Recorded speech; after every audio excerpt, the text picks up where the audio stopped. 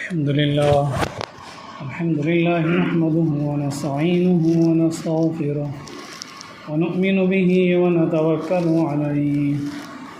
ونعوذ بالله من شرور أنفسنا ومن سيئات أعمالنا من يهده الله فلا مضل له ومن يضلله فلا هادي له ونشهد أن لا إله إلا الله وحده لا شريك له ونشهد أن سيدنا ونبينا ومولانا محمدا عبده ورسوله. قال الله تبارك وتعالى في القرآن المجيد: أعوذ بالله من الشيطان الرجيم. بسم الله الرحمن الرحيم. حميم والكتاب المبين إنا أنزلناه في ليلة مباركة إنا كنا منذرين فيها يفرغ كل أمر حكيم أمرا من عندنا إنا كنا مرسلين رحمة من ربك إنه هو السميع العليم. وقال النبي صلى الله تعالى عليه وسلم: الرجب شهري والشعبان شهر الله والرمضان شهر أمتي، أو كما قال عليه الصلاة والتسليم. صدق الله العلي العظيم. بلغنا رسوله النبي الكريم ونحن على ذلك لمن الشاهدين والشاكرين والحمد لله رب العالمين. محترم سامعین کرام، اللہ تبارک و تعالیٰ نے یہ جو مہینے بنائے ہیں، یہ دن پیدا کیے ہیں، اللہ کی طرف سے فرما برداروں کے لیے یہ مہینے، یہ دن، یہ راتیں ان کے لیے رحمت کا ذریعہ بنتی ہیں، ان کے لیے اچھائی کا ذریعہ بنتی ہیں، اور وہی مہینہ، وہی دن، وہی سال نافرمانوں کے لیے مصیبت کا ذریعہ بنتی ہیں، اور کئی مرتبہ فرما برداروں کے لیے ایک آزمائش بھی ہو جاتی ہے اللہ کی طرف سے۔ یعنی کہنے کا مطلب یہ ہے کہ اللہ تعالیٰ ایک ہی وقت کو کچھ لوگوں کے لیے اچھا بناتے ہیں تو کچھ لوگوں کے لیے پریشانی ہو جاتی ہے۔ کچھ لوگوں کے لیے ایک ہی دن جس میں کمائی زیادہ ہوتی ہے، اور دوسرا آدمی وہ ہے جسے دن بھر میں کوئی کمائی نہیں، کمائی ہوئی تو بہت ہی کم، بہت ہی نقصان ہوا ہے، جبکہ ایک ہی دن دونوں کے لیے برابر ہے۔ جمعے کے دن میں ایک آدمی کے لیے کمائی زیادہ ہے تو دوسرے کے لیے کمائی بالکل بھی نہیں۔ تو بہرحال یہ تو دنیا کا ہے، دنیا کے لحاظ سے، کمائی کے لحاظ سے، آمدنی کے لحاظ سے، روپیہ دولت اور آمدنی پیسوں کے لحاظ سے انسانوں کے لیے دن، مہینے، سال الگ الگ ہوتے ہیں۔ کسی کے لیے کوئی مہینہ بہت اچھا ہوتا ہے اور کسی کے لیے اس مہینے میں بیماریاں آ جاتی ہیں، لیکن یہ سب دنیا کے لیے ہے، لیکن آخرت کے لحاظ سے سب برابر ہیں۔ مثال کے طور پر جمعے کا دن ہے، ایک آدمی جسے کمائی بہت زیادہ ہے، بہت خوشیوں میں ہے، وہ جمعے کے دن جمعے کی نماز پڑھے تو اس کے لیے بھی وہی ثواب، اور دوسرا آدمی وہ ہے جو تکلیفوں میں ہے، پریشانیوں میں ہے، قرض داریوں میں، اور وہ بھی جمعے کی نماز ادا کرے تو اس کے لیے بھی وہی ثواب۔ یعنی پیسوں کے زیادہ ہونے سے، خوشی کے زیادہ ہونے سے نیک کاموں کا ثواب زیادہ نہیں ہوگا، اور کوئی انسان پہ بیماری ہے، پریشانی ہے، قرض داری ہے، تکلیفیں ہیں تو اس کا ثواب کم نہیں ہو۔ یعنی نیک کاموں کے اندر، نیکیوں کے اندر، ثواب کے اندر سب برابر ہے۔ جمعے کی نماز کا ثواب سب کے لیے برابر ہے۔ جس کے پاس کمائی زیادہ ہوئی، نفع ہوا، اس کے بھی گناہ معاف ہوتے ہیں جمعے کی نماز سے۔ جس آدمی کو کمائی نہیں ہوئی یا کمائی کم ہوئی، نقصان ہوا، یا جس کی طبیعت خراب ہے، اس کی بھی جمعے کی نماز پڑھنے سے اس کے بھی گناہ معاف ہوں گے۔ نیکیوں کے بارے میں سب کے لیے ایک ہی ثواب ملے گا، کسی کو کم، کسی کو زیادہ، ایسا نہیں۔ لیکن دنیا کے لحاظ سے کسی دن کسی کو نفع زیادہ، کسی کو نقصان ہے۔ بہرحال اللہ تعالیٰ نے اس دنیا کو دنیا کے لحاظ سے کم زیادہ بنایا، لیکن دین میں اللہ تعالیٰ نے ثواب سب کے لیے برابر کیا۔ جیسے فضیلتوں کے لیے جمعے کا دن بڑی فضیلت کا دن ہے، جیسے رمضان کا مہینہ لوگوں کے لیے بڑا ہی عبادت کا مہینہ ہے، اور ایسے ہی مہینوں میں سے شعبان کا مہینہ بھی یہ ایک اونچی شان کا مہینہ ہے، بڑی فضیلتوں کا مہینہ ہے۔ یوں سمجھیے کہ جیسے نفل عبادتیں جب چاہے کر سکتے ہیں۔ اشراق کی نماز جو پڑھی جاتی ہے، اشراق کی نماز ایک نفل نماز ہے۔ فجر کی نماز کا وقت ختم ہونے کے بعد جب سورج نکل جائے تو مکروہ وقت ختم ہو جائے گا، 15-20 منٹ بعد جب 2 رکعت 4 رکعت نماز پڑھیں تو اس نماز کے پڑھنے سے حج عمرے کا ثواب ملتا ہے، یعنی کہ نفلی حج عمرے کا ثواب ملتا ہے۔ اور وہی 9:30 10 بجے جو چاشت کا وقت ہوتا ہے اس میں نماز پڑھنے سے اللہ تعالیٰ روزی میں برکت دیتے ہیں۔ اور پھر مغرب کے بعد اگر کوئی 11 رکعت نماز پڑھ لے، کم سے کم 6 رکعت بھی نماز پڑھ لے، اللہ تعالیٰ اس کے لیے جنت میں سونے کا محل بناتے ہیں۔ یہ سب نفلی نمازوں کا ثواب ہے۔ ساری نفلی نمازوں میں سب سے اونچا درجہ ہے تہجد کی نماز، لیکن اس کے بارے میں کھول کر کے نہیں بتایا کہ اس میں کیا ثواب ہے، لیکن تہجد کی نماز بہت ہی اونچی نماز ہے، اس کا ثواب بھی بہت زیادہ ہے۔ تو کہنے کا مطلب یہ ہے کہ جیسے نفلی نماز اشراق کی نماز ہے، چاشت کی نماز ہے، اوابین یعنی کہ مغرب کے بعد جو نمازیں ہیں، ایسی تہجد کی نماز ہے، جیسے نفلی عبادتیں، ایسی یہ شعبان کا جو مہینہ ہے یہ نفلی عبادتوں کا مہینہ ہے۔ یہ جو رات اس میں آتی ہے جسے شب برات بھی کہتے ہیں، شعبان کی 15ویں رات کہتے ہیں، یہ رات نفلی عبادتوں کی رات ہے، اس میں نفلی عبادتیں کرنے سے ثواب زیادہ ہوتا ہے۔ جیسے اگر کوئی فجر کی نماز کے کچھ دیر بعد اشراق کی نماز پڑھ لے تو اس کے لیے حج اور عمرے کا ثواب ملتا ہے، کوئی بھی اسے روک نہیں سکتا، اللہ تعالیٰ نے نفلی ثواب رکھا ہے۔ تو ایسے ہی جو شعبان کا مہینہ ہے، اور ایسے ہی محرم میں جو عاشوراء کا دن ہے یعنی کہ 10ویں محرم کی تاریخ ہے، وہ بھی اس کی بھی بڑی روزہ رکھنے کی فضیلت۔ تو اللہ تعالیٰ نے فرض عبادتوں کے علاوہ سنتیں اور نوافل عبادتوں کا بھی موقع دیا ہے، جو چاہے اس میں آگے بڑھیں، نفل کے ذریعے سے اپنی نیکیوں کو زیادہ کر لیں، نیکیوں کو بڑا بنا لیں۔ تو یہ جو شعبان کا مہینہ ہے یہ نفلی عبادتوں کا مہینہ ہے، جس میں قرآن پاک کثرت سے پڑھنا، بالخصوص اس میں جو رات ہوتی ہے شب برات، اس کی بھی بڑی فضیلتیں آئی ہیں، اگرچہ کہ وہ ساری حدیثیں اس میں کچھ اکثر ضعیف ہیں، لیکن ضعیف ہونے کے ساتھ ساتھ لیکن جب فضائل کی بات ہو تو اس پر عمل کرنے کا اس میں ایک موقع ہے۔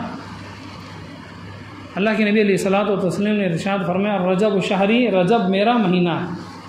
اور شعبان شہر اللہ، اور شعبان یہ اللہ کا مہینہ ہے۔ جیسے تہجد کی نماز خالص اور خالص اللہ کی نماز ہے، ایسے ہی شعبان کا مہینہ یہ اللہ کا مہینہ ہے۔ اور رمضان شہر امتی، اور رمضان میری امت کا مہینہ ہے۔ اب یہاں پر 3 مہینے ہیں، رجب کا مہینہ ہو گیا، شعبان کا مہینہ ہو گیا، پھر رمضان کا مہینہ ہو گیا۔ اب رمضان کے مہینے کو امت کا مہینہ یعنی کہ مسلمانوں کا مہینہ بتلایا، کیوں؟ اس لیے کہ اس مہینے میں روزے رکھے جاتے ہیں، اس مہینے میں اعتکاف ہوتا ہے، اس میں بہت ساری عبادتیں ہوتی ہیں۔ تو امت کو ثواب، اپنی زندگیوں کو بدلنے کا مہینہ، اللہ سے مغفرت مانگنے کا ایک مہینہ ہے، وہ رمضان کا مہینہ یہ فرض عبادتوں کا مہینہ ہے، یہ شعبان نفلی عبادتوں کا مہینہ ہے۔ فرق اتنا ہے، رمضان کی جو عبادتیں ہیں وہ فرض عبادتوں کا مہینہ ہے، اور یہ شعبان نفلی عبادتوں کا مہینہ، جیسے کہ اشراق کی نماز پڑھنے سے حج عمرے کا ثواب ملتا ہے، اور تہجد کی نماز پڑھنے سے اس سے بھی زیادہ ثواب ملتا ہے۔ ایسی شعبان میں نماز پڑھنے سے، عبادتیں کرنے سے، یا پھر روزہ نفلی روزہ رکھنے سے اللہ تعالیٰ جس کو چاہتے ہیں جتنا ثواب چاہتے ہیں بڑھا کر کے دیتے ہیں۔ تو شعبان کے مہینے کو اللہ کا مہینہ بتلایا گیا۔ جیسے انسان کسی سے محبت ہو تو اسی کے نام سے چیزوں کا نام رکھا جاتا ہے، جیسے آپ نے دیکھا ہوگا کئی مرتبہ لوگ اپنے گھروں کا نام اپنے بچوں کے نام سے، اپنی بیٹیوں کے نام سے، یا پھر اپنا گھر اپنے بچوں کے نام سے وہ رکھ دیتے ہیں۔ ایسے اللہ تبارک و تعالیٰ نے شعبان کے مہینے کو یہ اپنا مہینہ بتلانی اللہ کا مہینہ ہے، تاکہ لوگ اس میں نفلی عبادتیں کریں، ذکر کریں، اپنے گناہوں کی معافی مانگیں۔ اور دوسری روایت ہے جس میں اللہ کے نبی علیہ الصلوۃ والتسلیم نے ارشاد فرمایا کہ جو شعبان کا مہینہ ہے یہ رجب اور رمضان کے درمیان میں آتا ہے، اس کی فضیلتوں کا اور اس کی بشارتوں کا لوگوں کو علم نہیں ہے۔ یعنی مطلب یہ ہے کہ اس میں نفلی عبادتیں کرنے سے اتنا زیادہ ثواب انسان کو مل جاتا ہے کہ لوگ اس کا حساب بھی نہیں کر سکتے، لیکن اللہ تعالیٰ نے ان ساری چیزوں کو چھپا دیا ہے۔ کیوں؟ اس لیے کہ یہ سب غیب کی چیزیں ہیں، ایمان کی چیزیں ہیں، یہ سب بھروسہ کرنے کی چیزیں ہیں۔ قیامت میں اللہ تعالیٰ یہ کرنے والوں کو بہت زیادہ دیں گے، لیکن دنیا کی چیزوں کو اللہ نے کھول کر کے رکھ دیا، لیکن آخرت کی دین کی چیزوں کو اللہ نے چھپا کر کے رکھ دیا۔ دنیا کی چیزوں کو اللہ نے کھول دیا، اس کا مطلب کیا ہے؟ جو آدمی جتنی زیادہ محنت کرے گا اسے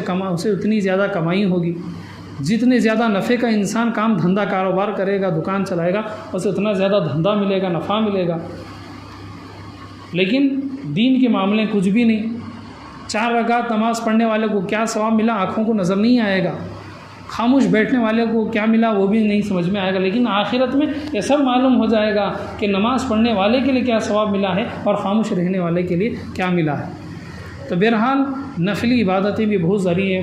ضروری ہیں۔ ایک حدیث پاک میں موجود ہے، قیامت کے دن اللہ تعالیٰ انسانوں سے فرض عبادتوں کا ثواب کریں گے، حساب و کتاب کریں گے۔ فرض عبادتیں جن کی کمی ہیں، اللہ تعالیٰ فرمائیں گے فرشتوں سے ان کی زندگی کے بارے میں حساب کرو، اگر انہوں نے اپنی زندگی میں کوئی نفل نماز پڑھی ہے، نفلی عبادتیں کی ہیں، تو ان نفلی عبادتوں کو فرض کے اندر جو کمی ہے اسے پورا کر لو۔ جیسے مثال کے طور پر جب ہم کسی دکان میں کوئی چیز لیتے ہیں پیسے دے کر، اگر نوٹ ہمارے پاس کم ہو گئے ہیں، اگر ہمارے پاس جیب میں چلر ہیں تو چلر دے کر کے اس کی قیمت پوری دے کر کے آتے ہیں۔ تو ایسے ہی فرض نمازیں یہ نوٹوں کے برابر ہیں اور نفل نمازیں یہ چلر کی طرح ہیں۔ یعنی جو فرضوں میں کمی ہو گئی، جیسے نماز میں ہم ادھر ادھر ہمارا خیال چلا گیا، بہت ساری کمی آ جاتی ہے، تو فرضوں کے اندر جو کمی ہے اس کمی کو پورا کرنے کے لیے نفلی عبادتیں۔ تو بہرحال یہ شعبان کا جو مہینہ ہے، اس میں قرآن پڑھنا، کثرت سے نمازیں پڑھنا، استغفار کرنا، اور یہ جو شب برات ہے یعنی کہ شعبان کی 15ویں رات ہے، اس کی بھی کچھ فضیلتیں ہیں۔ حضرت عائشہ رضی اللہ عنہا کی روایت ہے، اللہ کے نبی علیہ الصلاۃ والتسلیم اس مہینے میں کثرت سے روزہ رکھا کرتے ہیں، اور صحابہ رضی اللہ عنہ نے بھی اس بات کی گواہی دی کہ اللہ کے نبی علیہ الصلاۃ والتسلیم شعبان کے مہینے میں بہت ہی کثرت سے روزہ رکھا کرتے ہیں۔ ایک تو خود اللہ کے نبی کی بیوی نے فرما دیا کہ وہ روزہ رکھتے،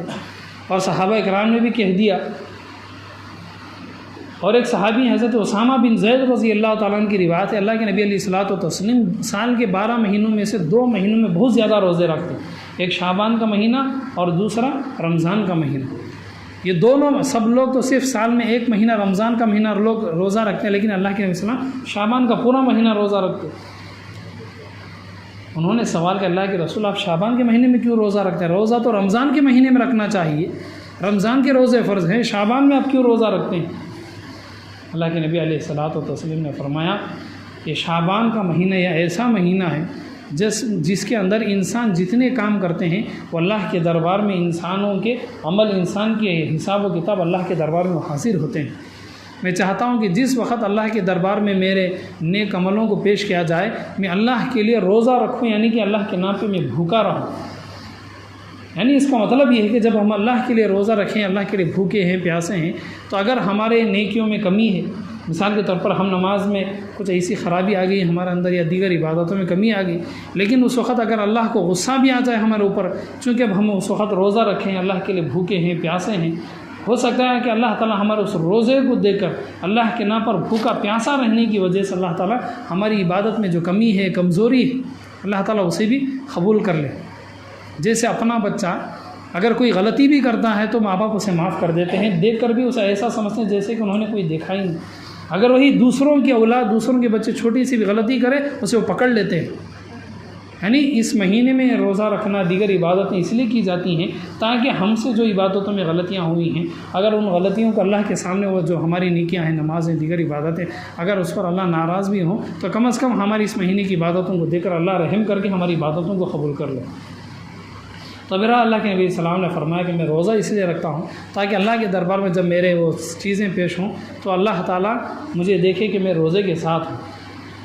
حضرت ام سلمہ رضی اللہ عنہ اللہ کے نبی صلی اللہ علیہ وسلم کی بیوی ہیں، وہ بھی کہتی ہیں اللہ کے نبی علیہ الصلاۃ والتسلیم شعبان کے مہینے میں روزہ رکھتے۔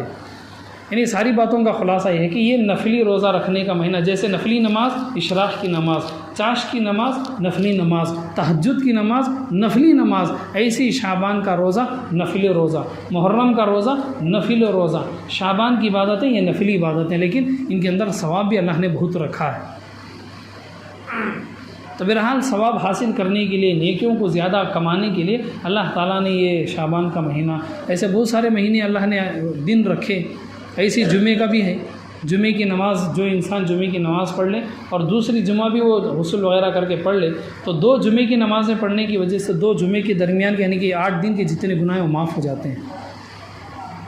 تو ایسے ہی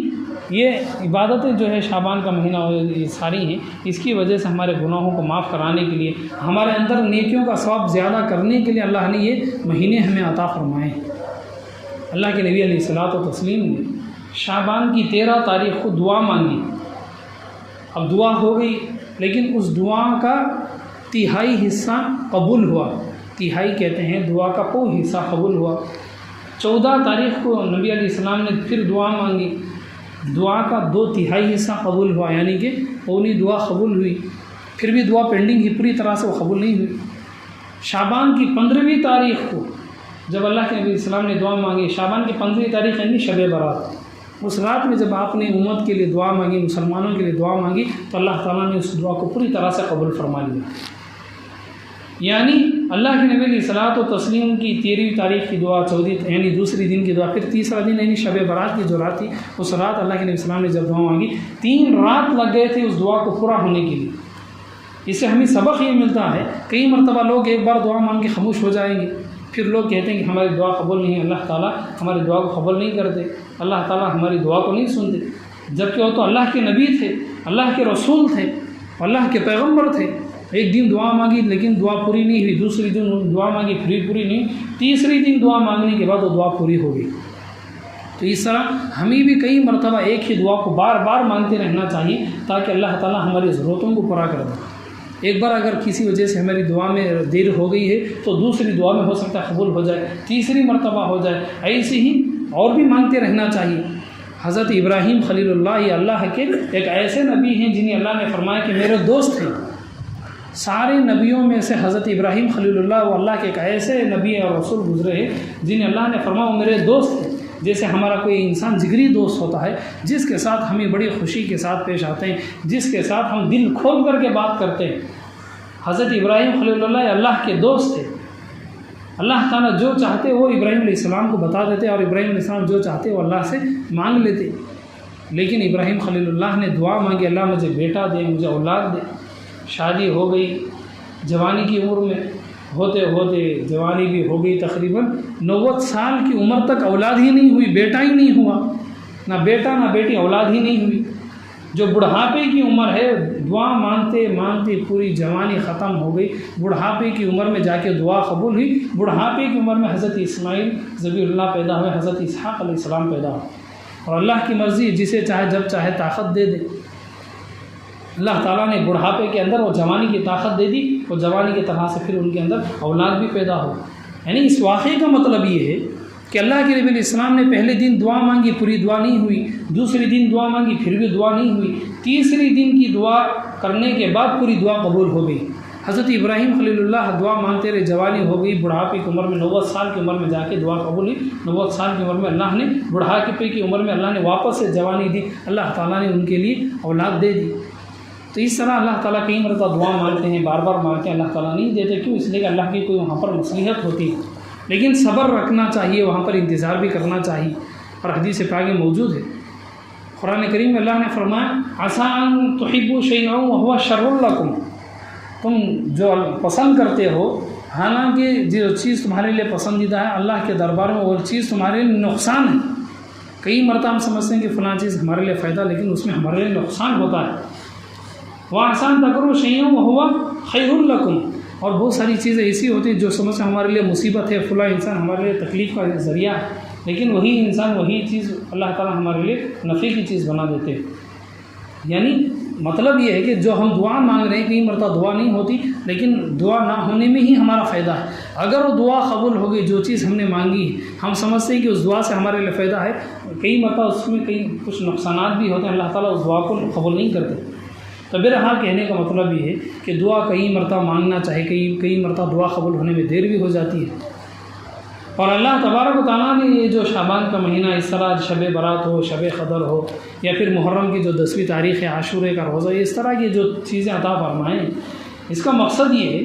کہ پہلے نبیوں کے جو مسلمان تھے ان کی زندگی بڑی لمبی لمبی زندگی تھی۔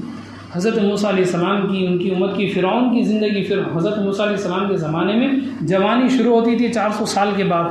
تب تک بھی ان کا ایک بچپن قسم کی عمر ہوتی تھی،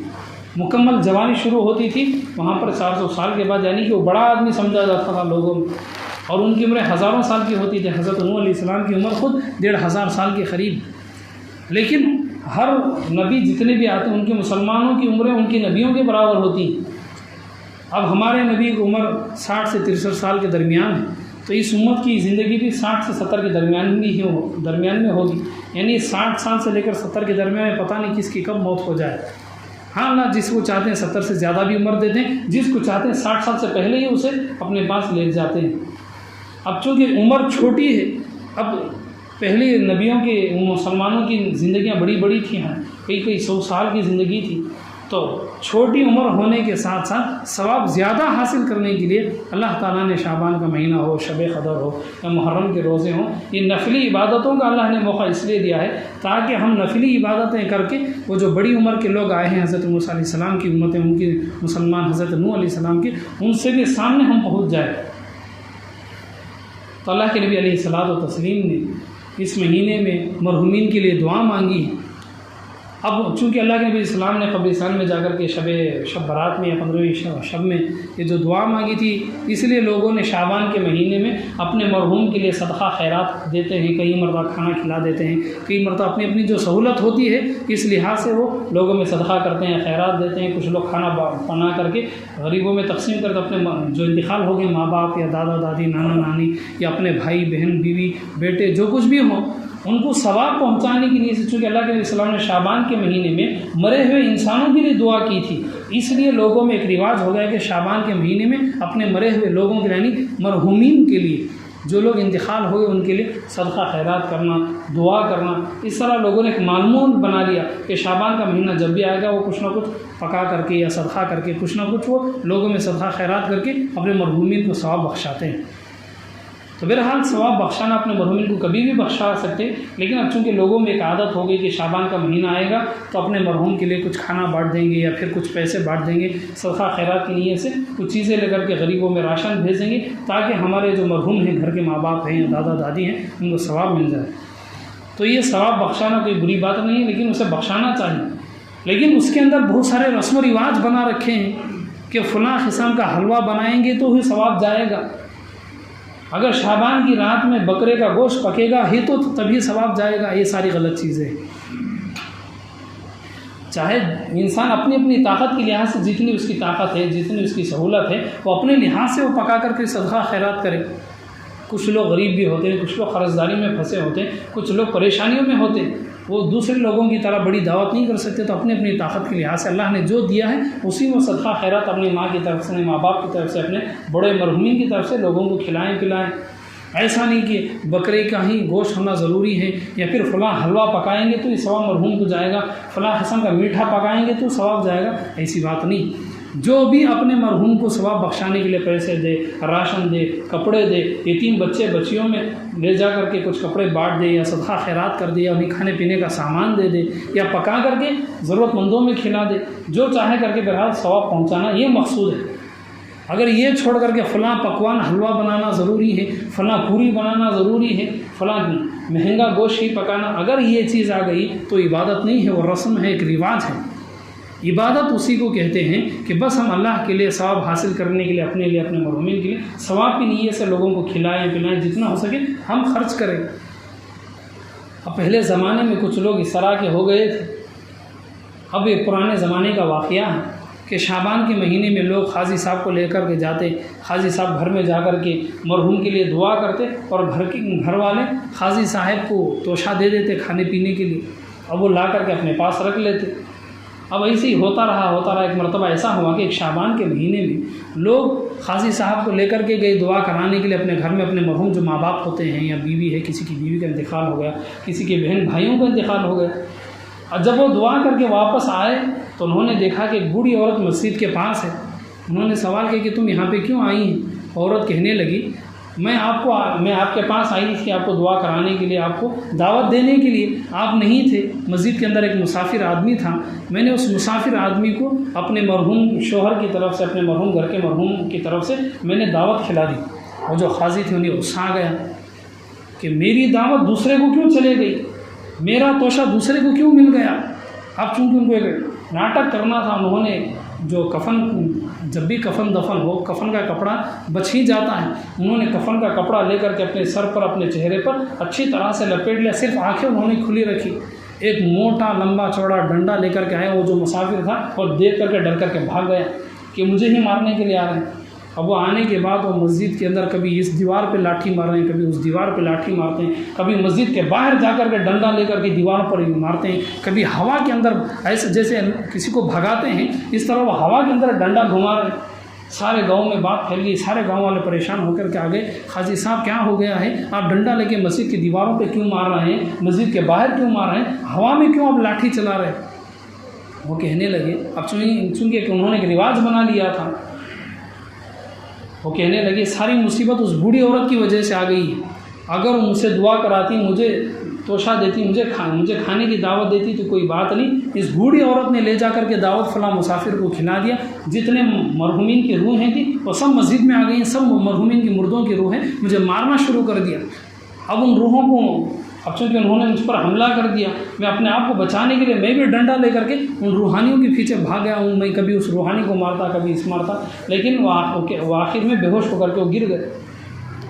لوگوں نے ان کے چہرے پر پانی ڈال کر کے قاضی صاحب کو اٹھایا اور پوچھا کہ کیا ہوا، کہنے لگے میں روحانیوں کو بھگاتا رہا، لیکن بہت ساری روحانیاں آ گئی تھی قبرستان کے اندر سے، لیکن ان لوگوں نے مجھے مار کے مجھے بے ہوش کر دیا۔ اب سب لوگ پریشان ہو گئے کہ یہ کیسی مصیبت آ گئی۔ سب لوگوں نے کہا آج کے بعد ہم شعبان میں اپنے مرحوم کا کھانا، اپنے مرحوم کا توشہ کسی کو نہیں، آپ ہی کو لا کر کے دیں گے۔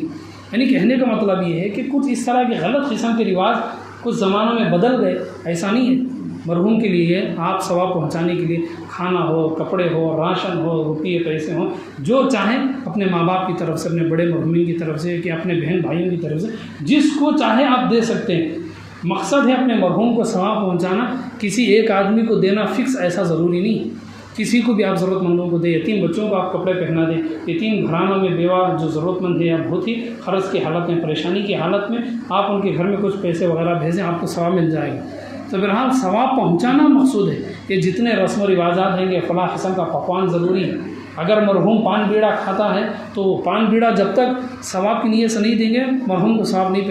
پہنچے گا، یہ بھی غلط بات ہے۔ مرحوم کو ثواب پہنچانے کے لیے آپ راشن دیں، کھانا دیں، صدقہ دیں، کپڑے دیں۔ مرحوم کو پان بیڑا کھانے کی عادت تھی، پان بیڑا لے جا کر کے دوسروں کو دینے، اس لیے کہ میرے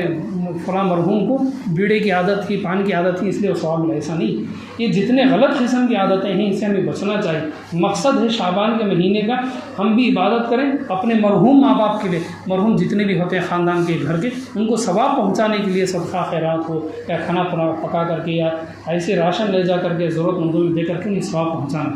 تو بہرحال شعبان کے مہینے میں نفلی عبادتیں کرنا وغیرہ ہیں، تو آپ نفلی عبادتیں جتنی چاہیں آپ کریں، نفلی نمازیں پڑھیں۔ اس رات میں روزہ رکھنا یہ بھی ایک نفل روزہ ہے، یہ کوئی فرض نہیں، نفلی روزہ جو چاہے رکھ سکتے ہیں، جو چاہے چھوڑ سکتے ہیں، لیکن نفلی عبادت کا ایک ثواب بھی ہوتا ہے۔ جیسے تہجد کی نماز پڑھنے والے کا ثواب ایک اونچا ہے۔ تہجد کی نماز پڑھنے والے کے بارے میں فرمایا یہ اللہ کا پسندیدہ بندہ ہے، اللہ تعالیٰ اسے دیکھ کر راضی اور خوش ہوتے ہیں۔ ایسی نفلی عبادتیں ہیں جن کو سہولت ہے وہ روزہ رکھیں، جن کو مرضی ہے نمازیں پڑھیں، عبادتیں کریں، اور اپنے مرحومین کے لیے زیادہ سے زیادہ اپنے مرحوم کے لیے ثواب بخشانے کا کام کریں۔ جیسے ایک زندہ انسان کھانے پینے کا محتاج ہے، کپڑوں کا محتاج ہے،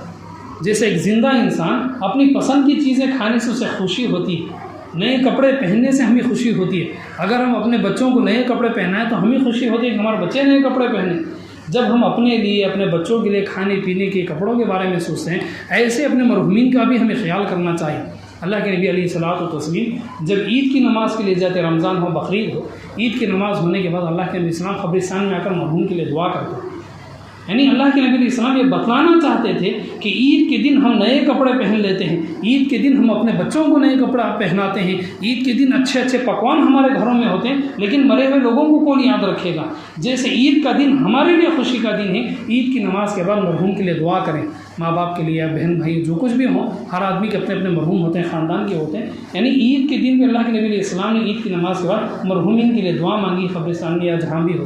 تو اس طرح کہنے کا مطلب یہ ہے کہ جس طرح ایک عید یا خوشی کا دن ہمارے لیے، ایسی ہم اپنے مرحومین کے لیے خوشی ہے صدقہ خیرات کرنا، ان کے لیے دعا کرنا، ان کے لیے ایصال ثواب نیت سے کچھ پیسے خرچ کرنا، کھانا کھلانا یا ضرورت مندوں میں تقسیم کرنا، یہ ان کو ثواب پہنچانے کا کام ہے. جیسے اچھا کھانا کھانے سے ہمیں خوشی ہوتی ہے، باسی کھانا کھانے سے، ایسا کھانا کھائیں گے جو کھانا نرم ہو گیا ہمیں تکلیف ہوتی، وہی اچھا کھانا کھائیں تو ہمیں خوشی ہوتا ہے. ایسی مرحومین کے لیے جب ہم ثواب پہنچاتے ہیں تو انہیں بھی خوشی ہوتی.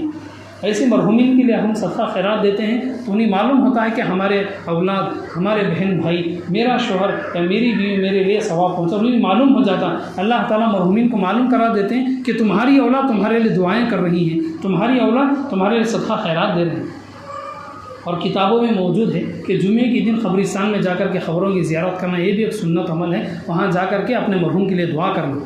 کئی مرتبہ لوگ دفن کر کے چھوڑ دیتے ہیں، ایک سال میں برسی کر کے چھوڑ دیتے ہیں، کہ سالوں سال کوئی اپنے مرحوم ماں باپ کے، بہن بھائیوں کی قبروں پر، باپ نانا دادی بڑے جو ہوتے ہیں باپ دادا ہوں، ان کی قبروں پر کوئی نہیں جاتے، ان کی قبروں میں گھڑے پڑ جاتے ہیں، کوئی ان کی قبروں کو دیکھنے والا نہیں ہوتا ہے. ان کی قبروں پر مٹی ڈالیں، ان کے لیے صدقہ خیرات کریں، ان کے لیے دعا کریں، ان کے لیے جتنا ہو سکے تو ایصال ثواب کرتے رہیں. تو بہرحال ساری باتوں کا خلاصہ یہ کہ شعبان کا مہینہ یہ نفلی عبادتوں کا مہینہ ہے. اس میں زیادہ سے زیادہ نفلی عبادتیں کریں، روزہ رکھیں، نماز پڑھیں، ذکر و اذکار کریں. خاص طور پر اپنے مرحوم کے لیے صدقہ خیرات ہو یا پھر غریبوں میں جو کچھ بھی ہو دے کر کے، بیواؤں کے لیے، یتیم بچوں کے لیے دے کر کے اپنے مرحوم کو ثواب بخشانا، یہ شعبان کا مقصد ہے. برا اللہ تعالیٰ سے اللہ تعالیٰ تمام کو ملی توفیق عطا فرمائے. آمین. وآخر دعوانا الحمد للہ رب العالمین.